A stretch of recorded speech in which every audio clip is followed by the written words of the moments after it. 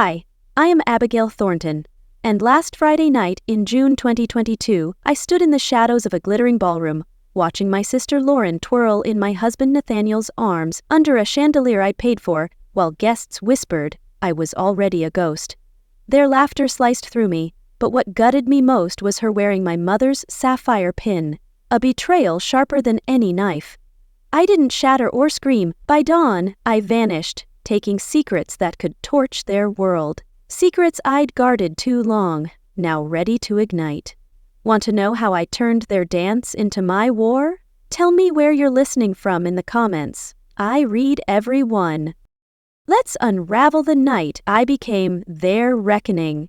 The first thing I noticed was the silence behind the smiles. I stepped into the ballroom of the Ritz-Carlton in Chicago, clutching a small silver box wrapped with a dusty blue ribbon. Inside was a bracelet I'd custom-ordered for Lauren, a pale amethyst stone set in gold, her birthstone. It wasn't expensive, but it carried a quiet weight like me. I wore our mother's old sapphire pin on the collar of my navy wrap dress. The fabric was soft and modest. I hadn't bought anything new for the event. The air was filled with champagne giggles and piano jazz. But when I walked in, conversations faltered just for a second, then resumed like nothing had changed. "Hey, Abigail," someone muttered, with a distracted half-smile. I nodded back, unsure if they were actually speaking to me. No one offered to take my coat, no one reached for the gift. I stood at the entrance for what felt like too long, clutching the box like a lifeline, my fingers going numb. I scanned the room for Lauren, my sister. My only sister, my beautiful, dangerous sister. She was across the room, laughing. Radiant under the chandelier, Nathaniel, my husband, stood beside her, his hand resting far too comfortably on the small of her back. As I approached, Lauren's eyes flicked to me, a smirk curling her lips. "Oh, Abby, you made it," she purred, her voice dripping with mock surprise. "I thought you'd be too busy playing the martyr." Nathaniel chuckled, not meeting my gaze. "Let's not start a scene, darlin'," he murmured, his tone a warning. I swallowed the bile in my throat, forcing a smile. "Just here to celebrate," I said, my voice steady despite the storm inside. I walked in farther, found an empty spot near the drink table, and took a sip of water. Not wine, not tonight. I told myself I was just here to celebrate, to smile, and to leave early. No trouble, no fuss. That promise broke 15 minutes later. The music slowed from the stage. Someone announced a special dance just for our glowing bride-to-be. Bride-to-be. Lauren turned, her sequined gown catching the light like ice. Nathaniel held out his hand to her, bold, casual, and she took it like she'd been waiting. They stepped into the middle of the room under a pale spotlight. The music began. Frank Sinatra, of course. "The Way You Look Tonight." A love song. They moved like they'd done it 1,000 times. She leaned into him, her head against his chest. He whispered something, and she laughed like a schoolgirl, the kind of laugh that made people turn and smile. People began recording. "She's really close with him, huh?" someone near me said. And then I saw it. The sapphire pin. Not on me, on her. My throat went dry. The pin. I had handed it to her last Thanksgiving in 2021. Not because she asked, but because she cried and said she missed Mom. I'd wrapped it in tissue paper, told her it was a symbol. Something to keep us connected, I said. But Lauren never believed in symbols. She believed in ownership. I stood frozen, my hands clenched at my sides. My heart wasn't racing. It was folding in on itself. Nathaniel caught my eye. For a second, I thought he'd pull away, that he'd feel some sliver of shame. But no. He smirked like a man who knew he wouldn't be challenged. He twirled her, laughter erupted around them. Phones caught every angle. Someone said behind me, "Isn't that her husband?" Then came the toast.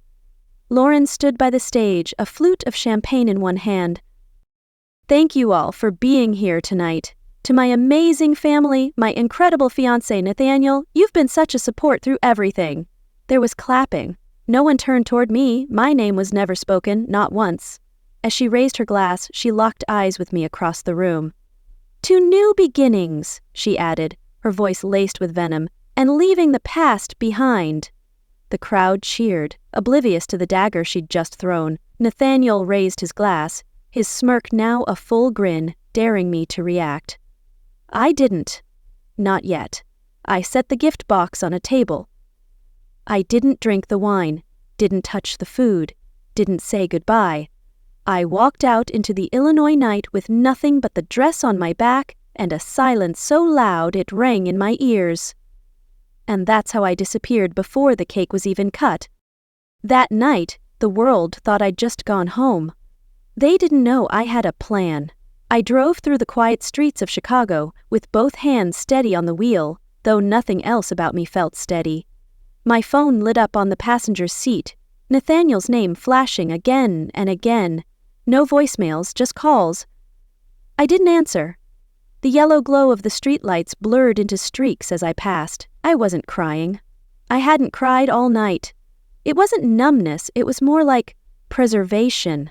As if even my tear ducts knew I had to keep everything contained until I was safe. But the images kept cycling like a broken film reel. Her fingers on his chest, his hand settling too low on her back, that smirk and the pin, that damn pin winking under the lights like it belonged there.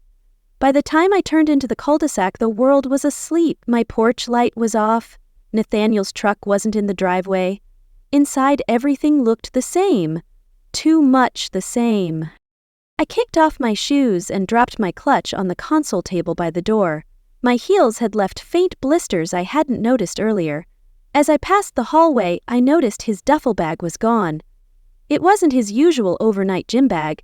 This was the larger one, the one he used when we went to Colorado for our anniversary in 2020, and the drawer where he kept his spare car keys, cracked open. Empty. I exhaled through my nose and set my keys down. Then I checked my phone again, this time with purpose. One new voice memo, not from Nathaniel, from Lauren. I sat on the edge of the couch before hitting play. Her voice was syrupy, slurred just enough to betray the champagne.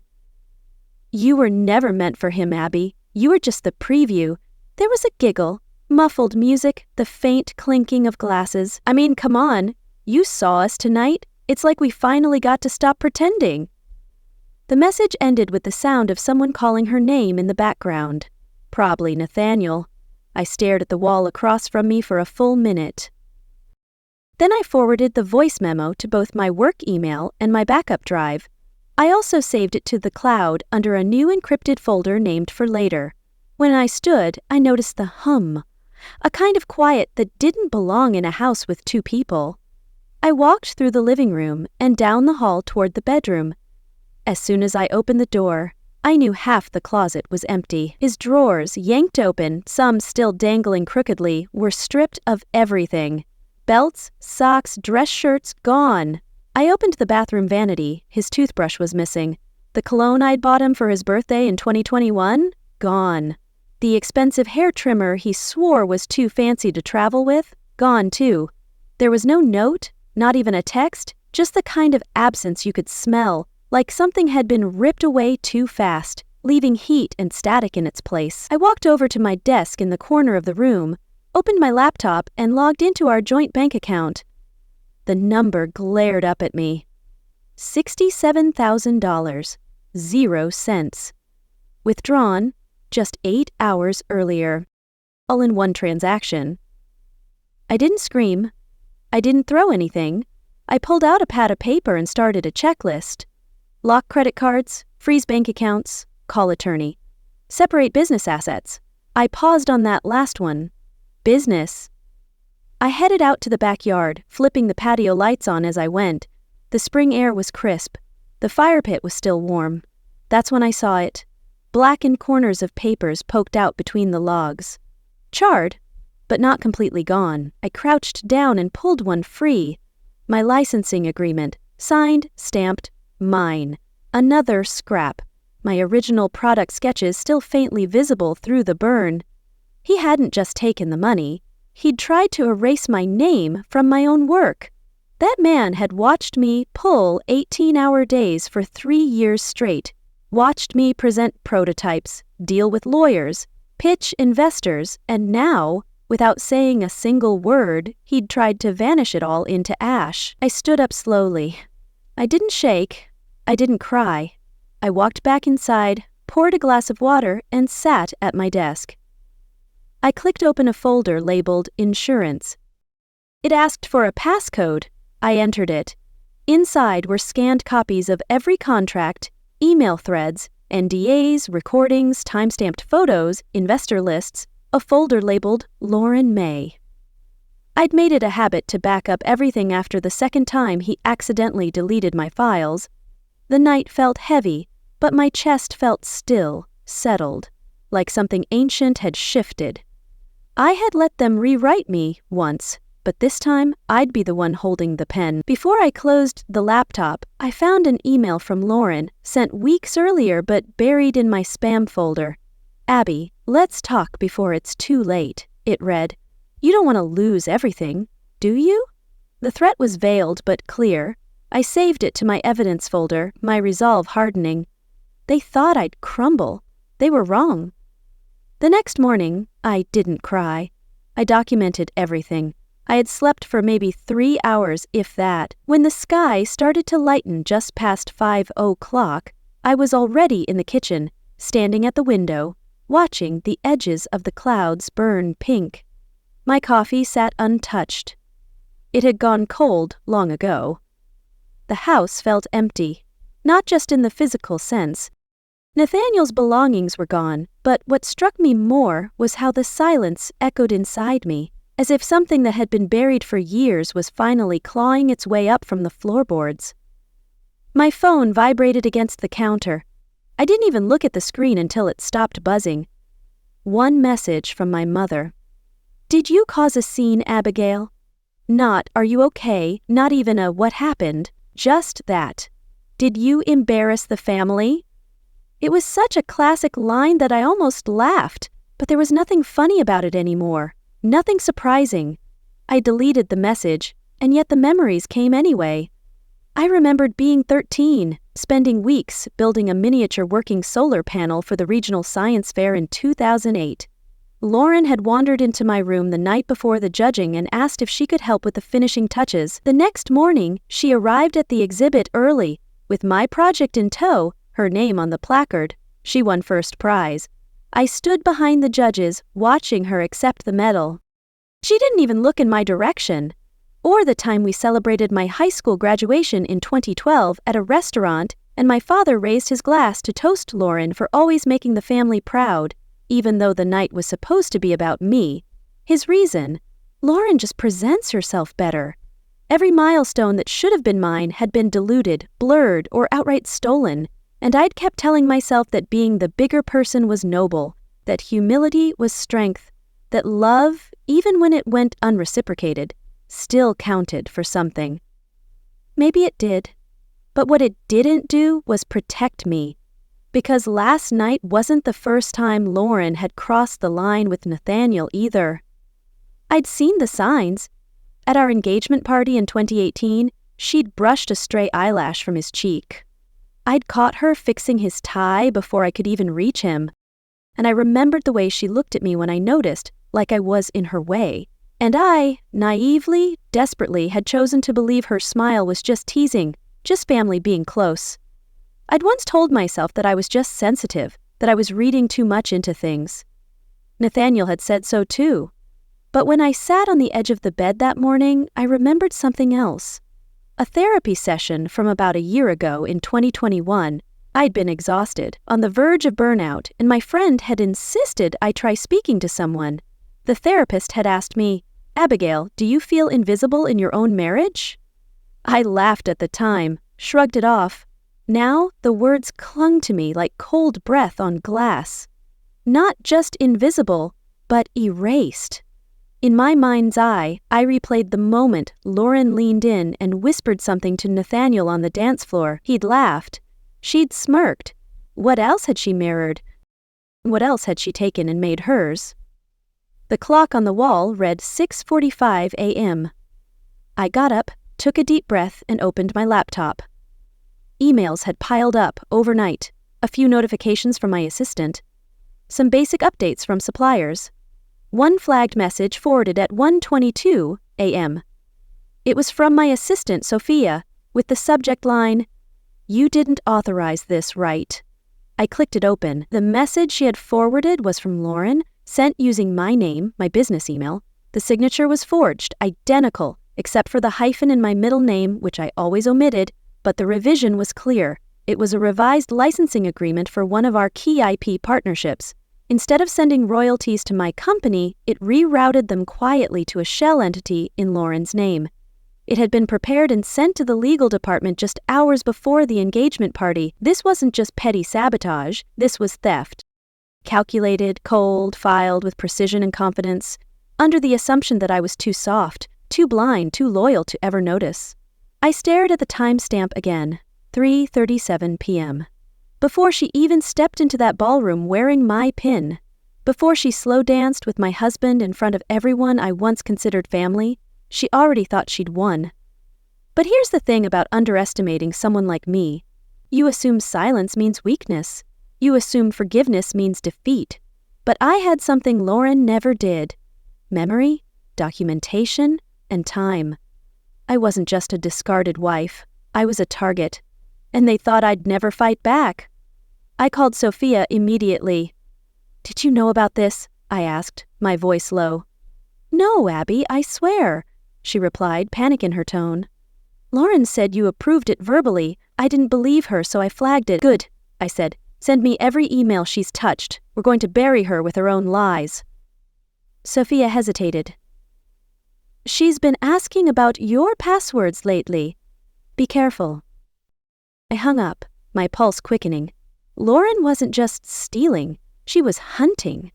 The words still rang in my head as I stepped onto the cracked pavement outside the co-working space downtown. I wasn't a discarded wife, I was a target, and they thought I'd never fight back. The morning had already climbed to a slow, humid wait. Chicago's spring didn't offer much relief, but my mind was sharper than it had been in months. I walked past the glass doors into the shared workspace I used occasionally. The receptionist, an older woman named Clara, nodded at me with faint recognition.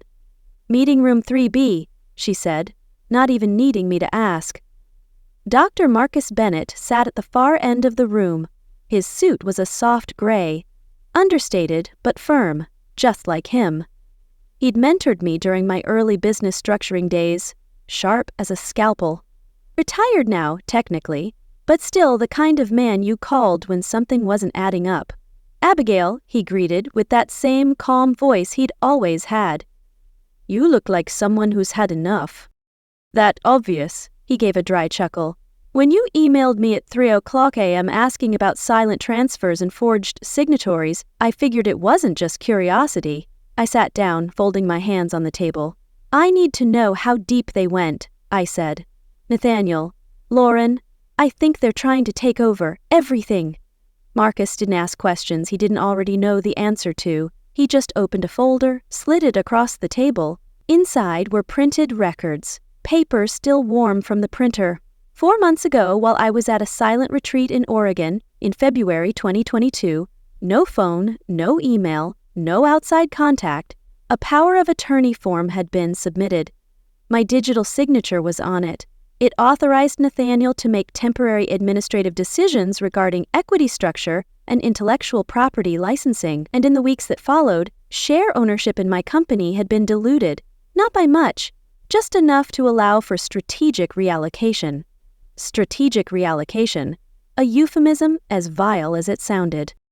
My name had been pushed down on the ownership hierarchy. Nathaniel and Lauren now held collective control. "You've got 2 choices," Marcus said, his tone loud. "Fight loud or fight smart." I exhaled slowly. "What's smart look like?" He tilted his head. "Quiet audits, paper trails, evidence, and then time your strike when they can't counter." "They've already started spreading rumors," I told him, my voice tight. "The Lauren called a board member last week, hinted I was unstable." Nathaniel backed her up.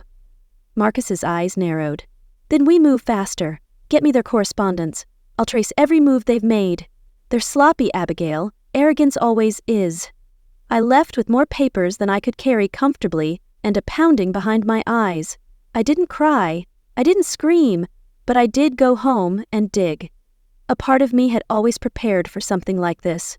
I wish I could say it was foresight, but truthfully, it was self-preservation.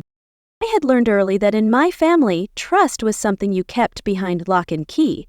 Literally, in a box in the back of my closet, under layers of scarves and journals. I found the old USB stick labeled Q2 footage. It was dusty, nearly forgotten, but the moment I clicked it into my laptop, the file loaded instantly. It was from the earliest days of our company, before the name was even finalized. A meeting in the garage of my old place, back when I believed we were building something together. The video quality was grainy, but the audio crystal. Lauren's voice rang out, laughing. You just have to keep her busy with sweet words and symbolic gifts. Abigail's not the type to push. That's what makes her useful. In the frame, Nathaniel smiled and sipped his beer. She keeps the engines running. We take the wheel when it matters. I didn't move. Didn't breathe. This wasn't just betrayal. It was exploitation. Premeditated, collaborative, and cruel. The file timestamp showed it was saved the same week I signed the initial equity structure in 2019. The same week Lauren had given me that expensive journal and called me the soul of the vision. I backed up the video to 3 separate drives. I uploaded it to a secure cloud. Then I deleted every trace of it from the USB, reformatting the stick before placing it back in the box. If they ever got curious, they'd find nothing. Then I walked to the mirror in my hallway, the same one I passed every morning but hadn't looked into in weeks. There I was, same jawline, same soft brown eyes, but the woman staring back had something else now, clarity. They want a version of me that doesn't exist anymore, I said aloud. The silence that followed felt clean. By late afternoon, I booked a one-way ticket, Asheville to think. That's what I told my mother when she texted later. Going up the mountains to clear my head, I wrote. No signal. Don't worry. But I wasn't going to think. I was going to plan. I wasn't running, I was rising. I booked a one-way ticket, but not to run. I was about to become the version of me they'd hoped stayed buried. The Asheville Mountains stretched out beneath me like a living watercolor, cool grays and restless greens melting into each other. I stood by the window of the tiny rental I'd booked, holding my coffee like it might warm more than my hands. It didn't. The bag I hadn't unpacked sat beside the armchair, slouched like I felt. I knelt to zip it up fully, and something caught wedged between 2 journals. There it was. A letter. My name on the front in my grandfather's deliberate handwriting. I paused, my fingers trembled, not from fear, but from the strange certainty that whatever it said, it would matter. I opened it slowly. Abigail, if you're reading this, then it means time did what it does. I always told you to be kind, but not blind. Love is not license, and the ones closest to you will try to dress theft as care. Document everything, protect your name, enclosed a notarized copy of your co-ownership clause. I witnessed it myself. I love you. Stay sharp, Grandpa. I let the letter fall gently into my lap. The weight of his words pressed harder than grief had when we buried him in 2017. His voice echoed in my chest, firm, protective, and always just ahead of the storm. I folded the letter twice and slipped it into my laptop's sleeve. It felt like a vow. I curled up on the worn couch, knees to chest, still in yesterday's clothes. I let the tears come. Not for them, but for me. For the woman I had silenced in the name of keeping peace. For the parts of me I handed over to people who smiled with their teeth but spoke with knives. Maybe I thought I'd been seen enough. Maybe that's what they counted on. I wiped my cheeks and sat up straighter. No more maybe. The USB stick sat in the dish beside the TV remote like it had always belonged there. I plugged it into the laptop. The file loaded with its familiar flicker. Lauren's voice again, laughing. Nathaniel's nodding silence. The smirk. This time, I didn't flinch. I uploaded it to 3 new folders, encrypted, hidden behind names only I would recognize. One set was cloud-based, the second offline. The third stored on a drive tucked beneath the wooden floorboard under the fridge. If someone ever tried to erase me again, they'd find themselves chasing smoke. The next morning, I didn't tell anyone where I was going. I dressed in black, simple, sharp. I looked in the mirror and didn't recognize my own eyes. Then I drove down the mountain, letting the miles stretch out the knots in my chest. By noon, I stepped into a Raleigh boardroom. The city pulsed with ambition, a fitting stage. Nathaniel and Lauren were seated at the long table, surrounded by people in tailored suits and gleaming watches. The clink of silverware, the hum of thin laughter. I didn't wait to be noticed. I walked up and stood at the head of the table. "Abigail," Lauren said, her tone too smooth. "What a surprise." Nathaniel's jaw tightened. "This is a private meeting," he said, standing.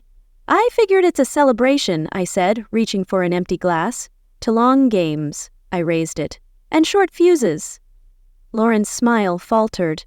I reached into my purse, pulled out a napkin and placed it before Nathaniel, folded neatly. Inside, a printout of the forged signature from the transfer form. It was off by just one letter. An A swapped for a capital I. Something a stranger wouldn't catch. Something a sister should have known better than to fake. "Tell Lauren next time she signs my name," I said. "She should spell it right." The table went quiet. A fork clattered. I didn't wait for their response. I turned and walked away, heels steady on the polished floor. No shouting, no slaps, no courtroom drama. Just a napkin, a line, and a truth too sharp to dodge. The elevator doors parted as I approached, and I didn't look back. I knew they were watching. I felt the heat of their stares on my back, and I knew what was coming. They did too, but they didn't know my next move was already in motion 4 days ago. As the elevator descended, my phone buzzed with a text from Lauren. "You'll regret this, sister," she wrote, the venom clear even in text. "I know things you don't." I didn't reply, but my grip on the phone tightened. Her desperation was a weakness I'd exploit. By the time the boardroom filled with murmurs in Seattle's financial district, I'd been awake for hours. I didn't phone in. I didn't need to. A virtual entrance would hit harder than any pair of heels. They'd chosen to meet without me, as if I were writing me out of my own story. But I knew Nathaniel. I knew how he operated. Bluff, charm, I waited until he stood at the front of the conference table, gesturing to slides that painted himself as the strategic genius behind Willow Innovations. My company, my code, my late nights. Then I clicked join. The screen behind him flickered. "Good morning," I said, my voice even. "I'm still a co-founder, majority holder if we're splitting hairs." Silence fell, then a cough. I uploaded my notarized clause into the call's shared drive, dated 2018, witnessed by my grandfather, Judge Amos Hemlock. An older board member, Evelyn Harper, leaned forward, squinting at her tablet. "Why weren't we informed of this clause?" Nathaniel's mouth opened, but nothing came out. His neck flushed. "Because no one asked who built it," I said. "You only cared who signed the checks." Evelyn nodded, and my place at the table was secure. After the call, I filed a motion through a secure browser, our joint marital business account, set up when we merged assets for Willow in 2019. Nathaniel preached transparency, but only for me. The motion cited forgery, unauthorized signatures, and breach of trust, backed by files, logs, and a time-stamped trace of Lauren's digital tampering. The bank's compliance team moved fast. 3 hours later, confirmation, account frozen. A minute later, Lauren tried to transfer $75,000, 0 cents from the media budget. Access denied. Legal hold. Authority, A. Hemlock. I pictured her face, clenched jaw, manicured finger, jabbing her phone in disbelief. Nathaniel texted at 10:47, "IEMMI, you've made your point. Back off before this gets ugly." I replied, "That wasn't my point. That was the opening act. No emojis, no signature, just truth." I scrolled to Grandpa Amos's contact.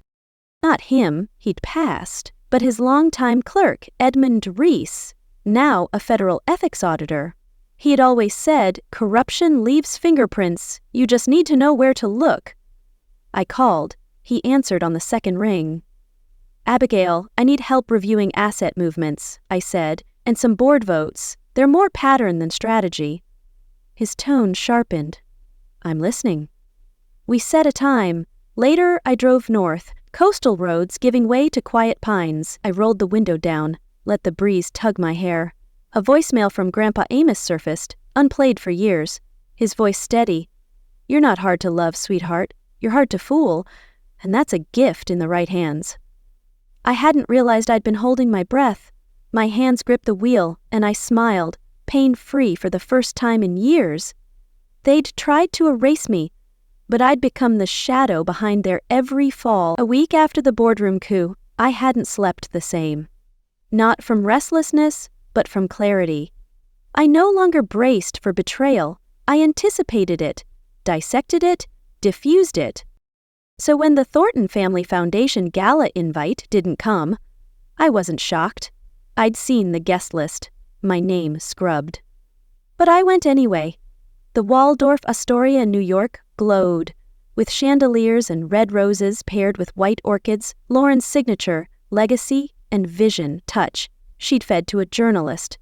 The gala was to honor our family's work in science, education, and literacy across Illinois, work I'd built over 6 years in classrooms, homes, and barns. I stood in the back, dressed in black, unnoticed until the montage began.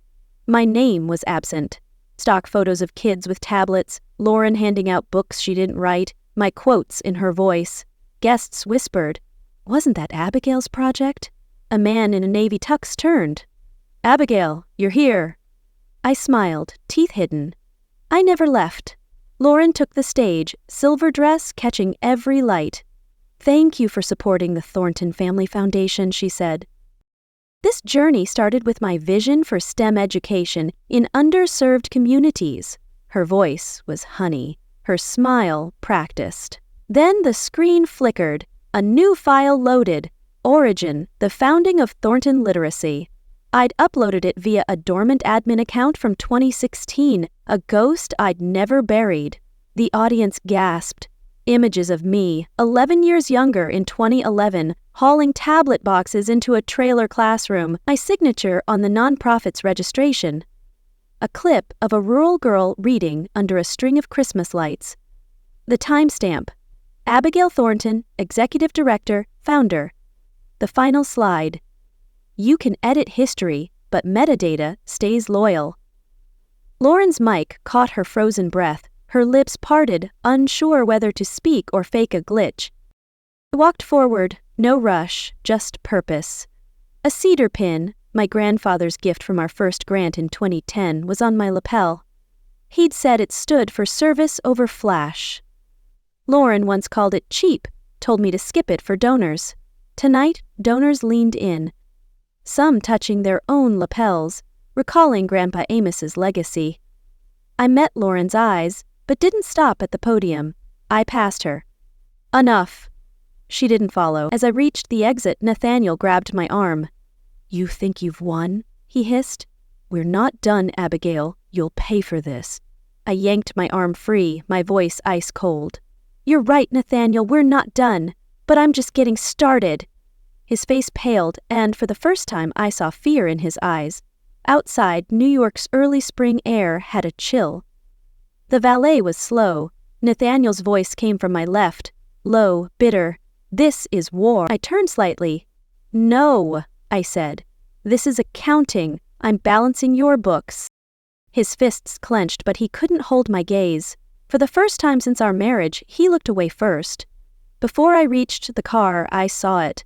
A red scarf under the wiper, a single crimson envelope. Lauren's handwriting. "I'm sorry, Abigail. I didn't mean for this."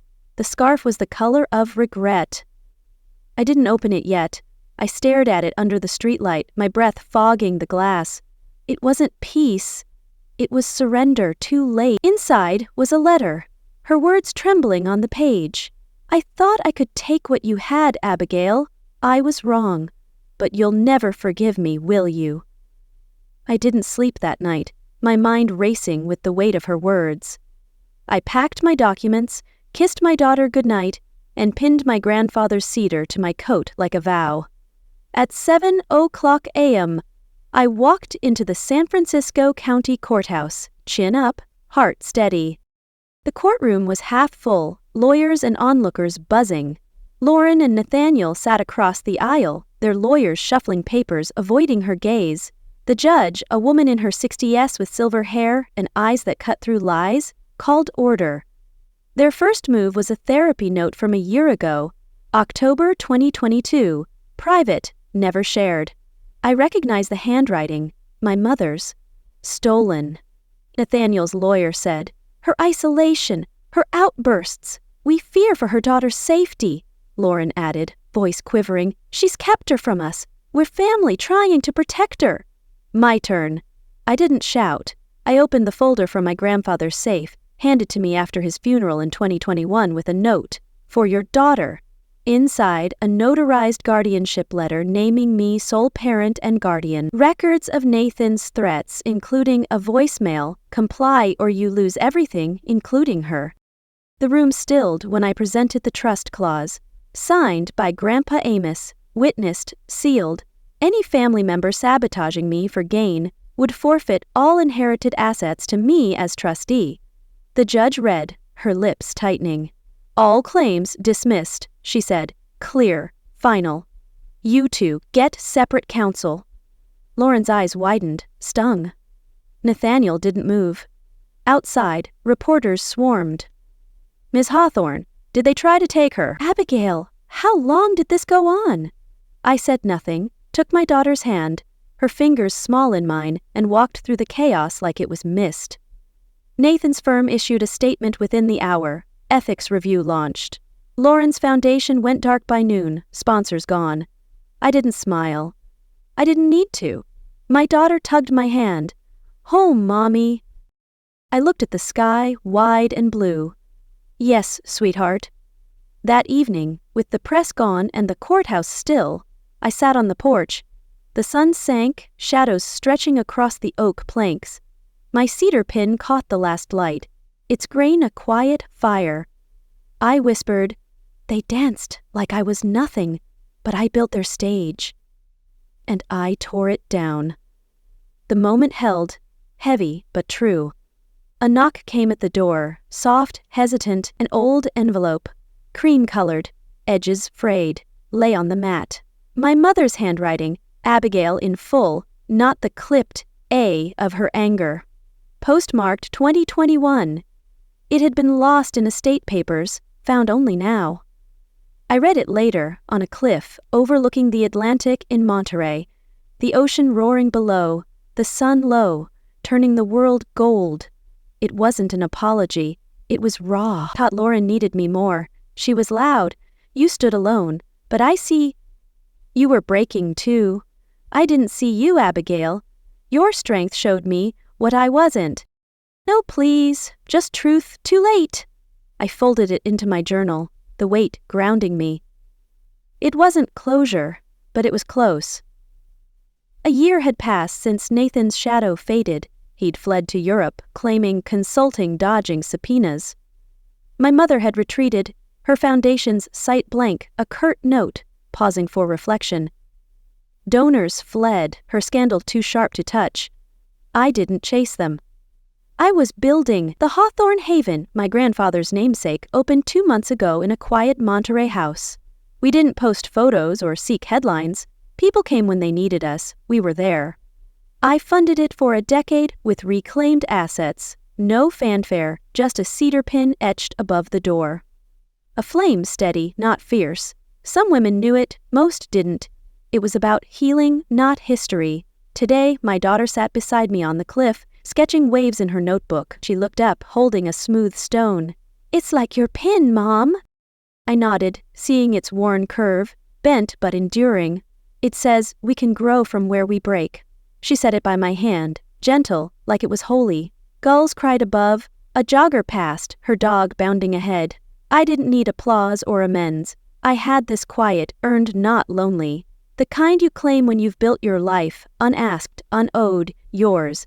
Yet, as the tide rose, I felt the cost of my fight. My daughter's laugh held me, but the wounds of trust bled still. The haven was hope. Yet each woman's story echoed mine, a mirror to my own cracks. I'd won my name, my child, my truth, but the family I'd hoped for was dust. Lauren's last text lingered. "You're free, but you'll carry this." She wasn't wrong. I carried the hurt, the wisdom, the fire, but I held my daughter's hand, the cedar pin's vow, and the life I'd forged. It wasn't whole. It was real.